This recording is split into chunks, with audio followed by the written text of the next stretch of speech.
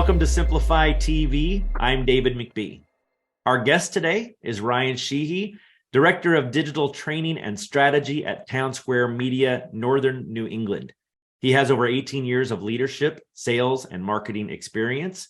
He has worked in markets such as Buffalo, New York, and Boston, Massachusetts. And some of his passions include family, sports, and movies. He currently resides in New Hampshire with his wife and 3 children. Ryan, thanks for joining us. Thank you for having me, David. All right. So your agency does both traditional and digital, right? Yeah, a little bit of everything. Great. So I want to ask you what role you believe traditional advertising plays in our digital world. Yeah, I think it's an important one. It was a big reason why I actually came to this company that I work for. I've worked at other organizations where we didn't really have those megaphone platforms, so to speak, to be able to blast from the rooftops about the clients that we're working with. And as I've dove into it over the years, I've learned that it has a major impact on a lot of the digital things that we can do out there. I've always equated it to like the Home Depots of the world. Like, why do they still have TV and radio and those traditional media types? You hear a commercial, you can see the visuals of that company. But then when you look at it on a local level, for a lot of the types of advertisers that we're talking to, it boils down to building that brand equity, trustworthiness, and making sure that you are that recognizable, that and even in better scenario, maybe they are getting directly searched by name at that point, right? Like I've talked to businesses over the years that funnel a lot of their funds into search directly. And I always think about, like, if you have company B doing that, company A who does radio, TV, social media, display ads, whatever it might be. On a surface level, you look at a consumer perspective when they see those companies in a search result, who is going to be more trustworthy and recognizable? Who's going to have more brand equity in the marketplace? I've always believed that the answer is fairly simple there. So I think traditional media, when it's done right with the right kind of frequency, it can have a major impact on those things and make your investment into the other parts, like search, as an example, go a lot further. Make sure everyone's always looking at ROI, return on ad spend, whatever you want to call it. If you truly want to make sure your investment's going far, you need to be investing wholeheartedly into the, and I know this is probably another topic we're going to talk about, but full funnel. How are you building a consumer journey in the marketplace with your marketing? All right, well, then let's just shift right into that full funnel conversation. How do you do that? That is $1 million question. I think, and obviously budgets, I'm not naive to think that budgets don't come into play, and you have to sometimes pick apart the things that you're able to do based on the budget you have access to. I understand that, but as much of a diversified media plan as you can have, I think putting it all into search is not the answer. I think any one solution by itself, and I've always posed this question to others when I'm talking about this, does any one media, TV, streaming TV, social media, search, does anything have 100% mind share?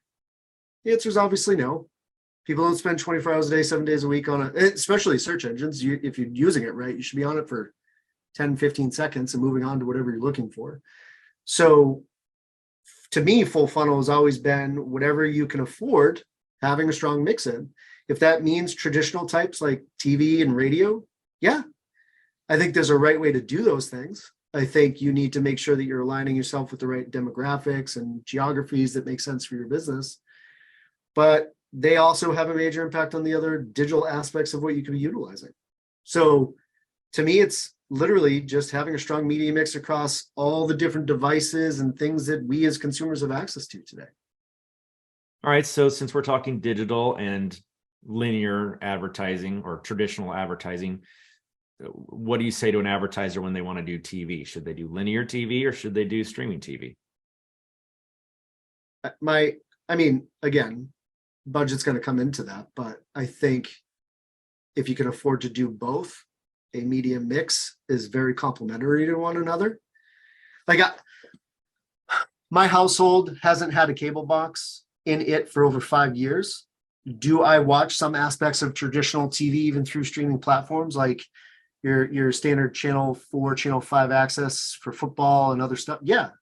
News once in a while, not the way I used to, but still once in a while I do.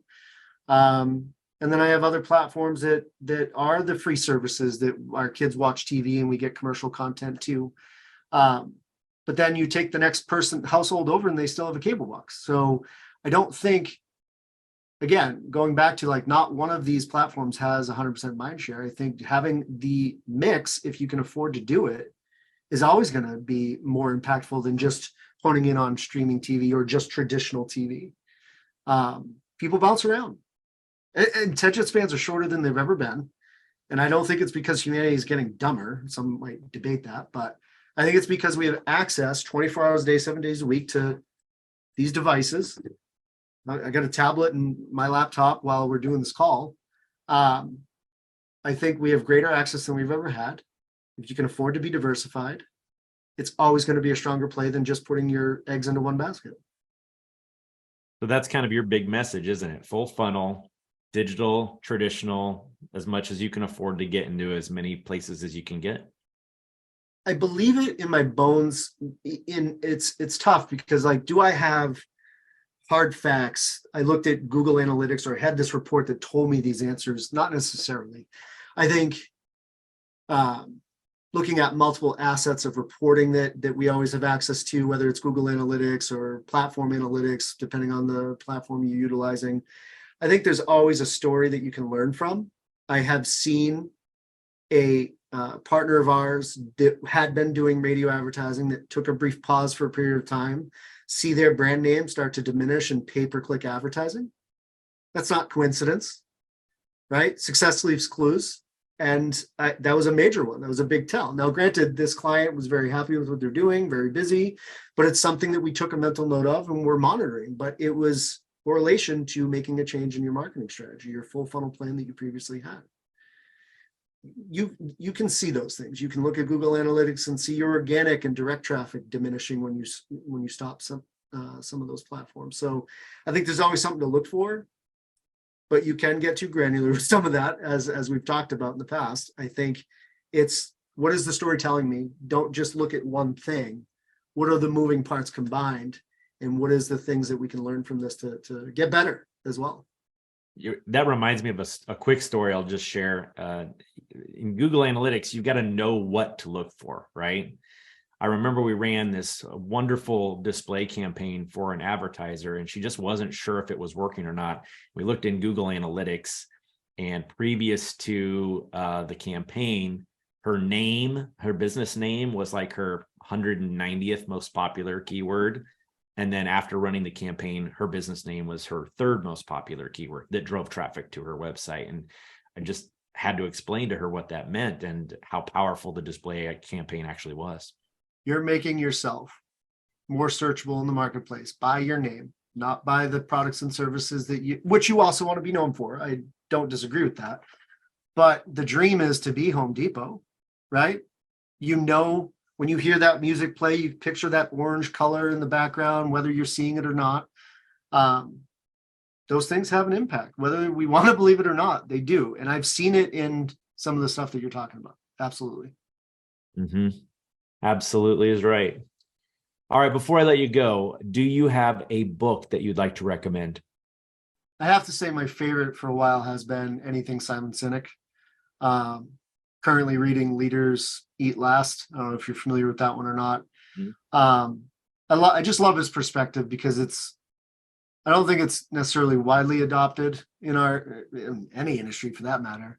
It's about putting others first, which I've always been a big believer in, being educational, informational, and helping others, which I take very seriously from a consultative perspective. I've read Start With Why, Find Your Why. And there's a bunch that he has that are outstanding. He has TED Talks, but Leaders Eat Last is the one that I'm reading right now, and it's phenomenal. It's great perspective on just being in these kind of roles and leadership roles. Perfect. I'll put a link to it in our show notes. Awesome. Well, Ryan, thank you very much for being with us today. I appreciate you. Yeah. Thanks for having me, David. And thank you guys for joining us on Simplify TV. I'm David McBee. Be awesome, and we'll see you next time.